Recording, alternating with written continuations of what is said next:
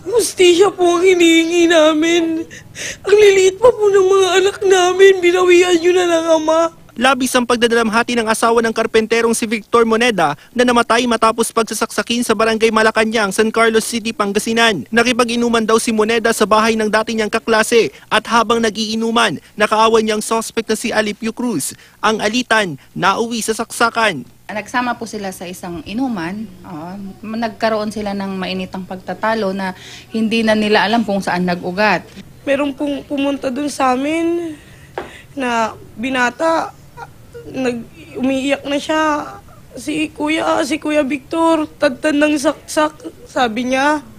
Hindi po namin alam yung gagawin namin, kaya tumakbo kami agad doon sa pinangyarihan, kaso lang hindi na namin po nabutan. Nagtamo ang biktima ng 16 na saksak sa iba't ibang bahagi ng katawan. Hindi pa matukoy ng pulisya kung anong klase ng patalim ang ginamit sa pananaksak. Nagtago ang suspect matapos ang krimen, pero nahuli siya Biyernes ng tanghali sa Alaminos City.